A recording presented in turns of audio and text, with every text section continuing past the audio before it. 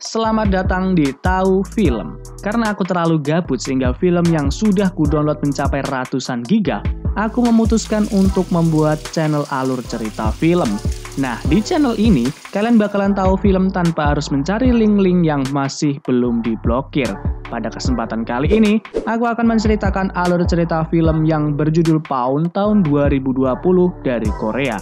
Film ini mempunyai rating 7,8 di IMDb dan berdurasi 113 menit yang cukup menguras waktu rebahan kalian.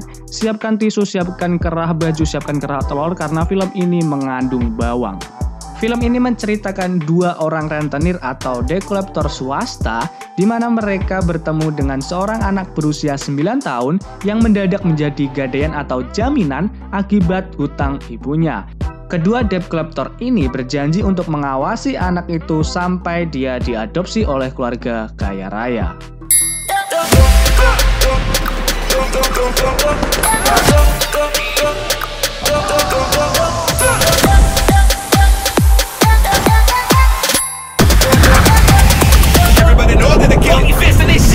Film ini dibuka oleh seorang wanita bernama Seung-hee yang bersiap menjadi translator untuk negara Korea pada pertemuan tinggi kerjasama ekonomi Cina-Korea.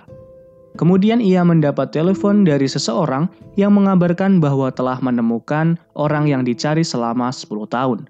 Dan orang pada telepon itu meminta untuk segera menemuinya.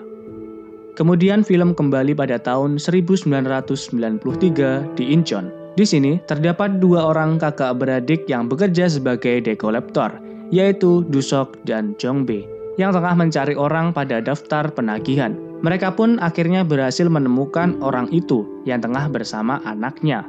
Jong-bae mengingatkan untuk membayar bunga tepat waktu, tetapi wanita itu beralasan tidak dapat membayar karena suaminya yang belum lama meninggal. Do-seok pun akhirnya meminta jaminan untuk mempercayai wanita itu akan membayar. Tetapi ia tidak punya apapun untuk dijadikan jaminan.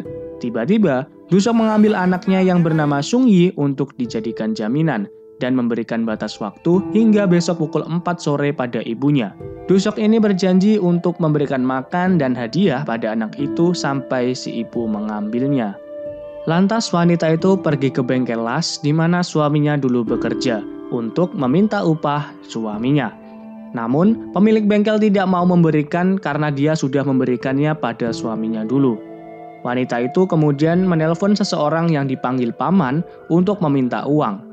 Setelah wanita itu mendapatkan uang, kemudian dia menelpon Do-seok untuk mengajaknya bertemu besok hari pukul 11. Tanpa disadari, pria pemilik bengkel las tadi melihat dari jendela. Dan ia malah melaporkan wanita itu ke polisi karena memang wanita itu adalah seorang imigran gelap dari Cina.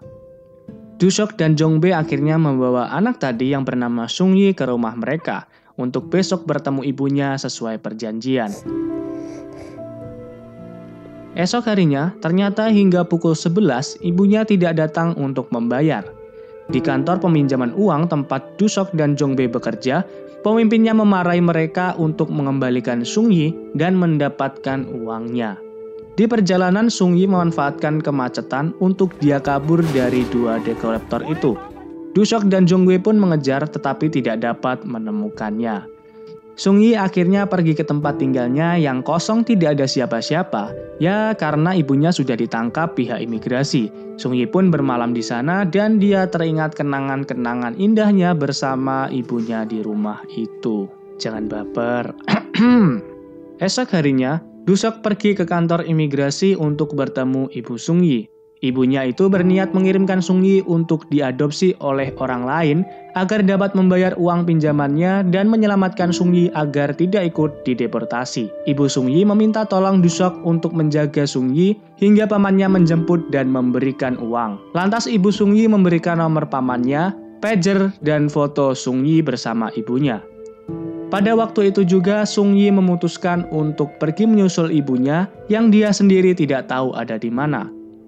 Do-seok pun mencari Seung-hee hingga akhirnya pada malam hari ketika Seung-hee sedang akan diculik oleh gelandangan, Do-seok pun menemukan Seung-hee dan menolongnya. Di sana Seung-hee menangis meminta Do-seok untuk mengantarkan ke ibunya. Namun, Dusok mengatakan bahwa Sung Yi akan diadopsi oleh keluarga kaya dan ibunya sekarang sudah ada di Cina untuk mencari uang.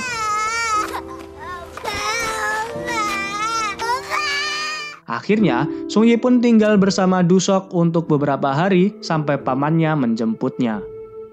Tak disangka, Sung Yi ini anak yang rajin. Dia membersihkan rumah dan menuruti perintah yang diberikan Dusok. Dusok dan Jongbe memanggil Sung Yi dengan sebutan jaminan. Kemudian tiba-tiba paman Sung Yi menelpon dan menyampaikan akan mengirim uang sebesar 500.000 won terlebih dahulu. Namun Dusok mengatakan hutang ibu Sung Yi sebesar 750.000 won dan ditambah bunga kini mencapai 1 juta won.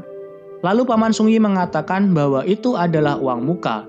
Dia akan menambah dengan 1 juta lagi, tetapi Dusok harus menjaga Sung Yi hingga hari Minggu, serta membelikan pakaian, makanan enak, dan berjalan-jalan ke Seoul. Dusok pun menyetujuinya, kemudian ia mengajak Sung Yi untuk berjalan-jalan. Di perjalanan mereka pun saling bercanda hingga Sung Yi mendapat ide ketika melihat sebuah iklan kampanye untuk memberikan nama panggilan Dusok yaitu Songbo. Mereka pun berbelanja ke mall, nonton konser artis kesukaan Sung Yi hingga Sung Yi meminta untuk dibelikan kasetnya.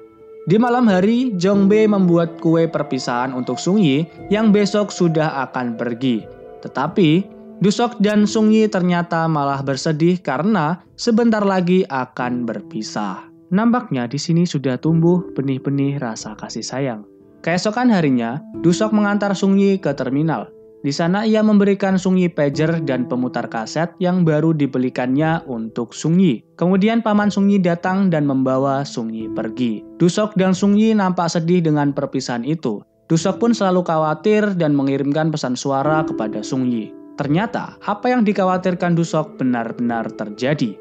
Orang yang menjemput Sung Yi sebagai pamannya ternyata bukan pamannya, tetapi orang yang menjual Sung Yi ke sebuah klub malam. Di sana Sung Yi diperlakukan sangat buruk sebagai pembantu. Bahkan wajah Sung Yi sampai terluka karena pecahan gelas yang dilempar oleh pengunjung klub itu. Ia terus berusaha menghubungi Dusok. Setelah dapat terhubung, Dusok sangat terkejut karena Sung Yi ada di sebuah klub malam. Dusok dan Jongbe pun langsung pergi menjemput Sung Yi. Dusok pun menebus Sung Yi dari wanita pemilik klub malam itu sebesar 4 juta won. Sekarang Sung Yi kembali dibawa ke rumah Dusok dan Jongbe. Esokan harinya, Dusok harus menjual harta satu-satunya, yaitu mobil untuk membayar uang tebusan Sung Yi kepada pemilik klub malam itu. Film kembali ke masa sekarang. Sung Yi dan Jongbe tengah pergi ke rumah sakit untuk mencari Dusok. Nampaknya, Dusok ini telah hilang, tetapi belum jelas kapan dan kenapa ia hilang. Tenang, nanti kita akan mengetahui bersama-sama. Tapi ternyata, orang yang ada di rumah sakit itu bukanlah Dusok. Mereka pergi ke kantor polisi, tetapi juga tidak ada hasil. Kembali ke masa Sung Yi masih kecil. Ia harus menjalani operasi plastik akibat luka yang ada di wajahnya.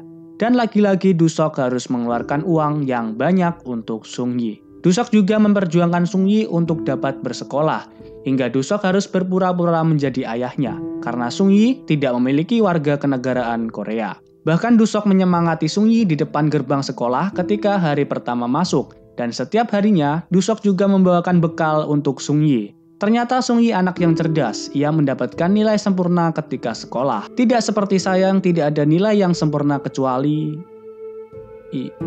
Ya tidak ada sih. Lanjut. Kini Sung Yi sudah besar, ia menjadi peringkat pertama di SMA, dan akan segera melaksanakan ujian kelulusan. Tanpa disadari, ibu Sung Yi ternyata melihatnya dari kejauhan ketika Sung Yi pulang sekolah dan dijemput oleh Dusok. Kemudian ibunya menghilang lagi seperti yang ngetren sekarang ini, buat baper terus menghilang. Waduh, malah curhat. Tak terasa kini Sung Yi sudah kuliah dan ia menjalani kencannya yang pertama. Asik. Hal ini membuat Dusok khawatir. Ketika Sung Yi pulang, ternyata ia bersama seorang laki-laki dan keadaan mabuk. Dusok pun langsung menginterogasi laki-laki itu. Namun, di tengah itu ada telepon dari nenek Sung Yi yang mengatakan bahwa ibu Sung Yi sedang sakit parah dan sangat ingin bertemu dengan Sung Yi. Dusok dan Sung Yi pun langsung pergi ke Cina tempat ibu Sung Yi tinggal. Dan Sung Yi pun bertemu dengan ibu dan neneknya. Di sini, ibu Sung Yi meminta tolong kepada Dusok untuk menemukan ayah Sung Yi yang ternyata masih hidup. Dusok dan Sung Yi pun kembali ke Korea. Sung Yi yang melihat sepatu Dusok yang sudah usam pun berkeinginan untuk membelikan yang baru. Lantas, ia pun pergi bekerja paruh waktu untuk membelikan sepatunya. Dusok yang mencari alamat ayah Sung Yi pun akhirnya menemukannya. Dusok pun mengajak Sung Yi ke restoran mewah untuk bertemu ayah kandungnya. Lalu, Dusok meninggalkan mereka berdua. Ketika Dusok meratapi kesedihan yang timbul karena mengira Sung Yi akan melupakannya, tiba-tiba Sung Yi menelponnya dan memanggil dengan panggilan ayah.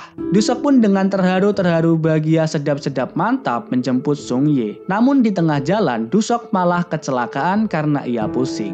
Nah, sejak inilah Dusok menghilang dari peradaban bak ditelan ganasnya nyinyiran tetangga. Sung Yi dan Jong Bae ternyata sudah mencari lebih dari 10 tahun. Di masa sekarang, Sung Yi tiba-tiba teringat ketika melihat iklan kampanye yang sama seperti ketika waktu kecil ia memberikan nama panggilan Sung Bo untuk Dusok. Mereka berdua pun bergegas ke kantor polisi dan mendapatkan alamat keberadaan Sung Bo. Ternyata, Dusok atau Sung Bo ini berada di rumah sakit yang mirip seperti rumah sakit jiwa. Dusok ternyata telah mengidap infrak otak sejak lama. Karena itulah ia pusing dan mengakibatkan kecelakaan itu. Ketika bertemu, ternyata Dusok ini menjadi seperti orang gila yang hanya diam termenung saja. Ia bahkan masih membawa pemutar kaset milik Sung Yi yang ia belikan waktu kecil di terminal dulu. Ketika Sung Yi hendak memakaikan sepatu yang telah ia belikan dulu untuk Dusok, ia menemukan buku rekening yang disimpannya untuk masa depan Sung Yi. Film pun diakhiri dengan suasana sedih-sedih gembira pada hati mereka semua. Eits, ternyata masih ada post credit scene atau potongan scene yang berada di bagian credit title, yaitu memperlihatkan Sung Yi yang berjalan menggandeng Dusok di hari pernikahannya. Di sana tiba-tiba Dusok dapat mengingat dan memanggil nama Sung Yi. Film pun selesai. Wah, film yang mengandung bawang ini begitu banyak hikmah yang dapat kita ambil. Salah satunya yaitu, kita sebagai manusia, janganlah menilai orang lain dengan uang, karena kita dikaruniai hati yang bisa membawa kebahagiaan melebihi uang. Oke, buat kalian semua yang suka dengan konten alur film dari saya, jangan lupa untuk subscribe supaya kalian tidak ketinggalan alur-alur cerita film lainnya dan juga untuk turut mendukung berkembangnya channel ini. Like kalau kalian suka, dislike kalau kalian tidak suka. Jangan lupa untuk share agar semua orang dapat melihat video ini dan juga jangan lupa untuk di komen. Terima kasih dari saya, sampai jumpa di Tahu Film berikutnya.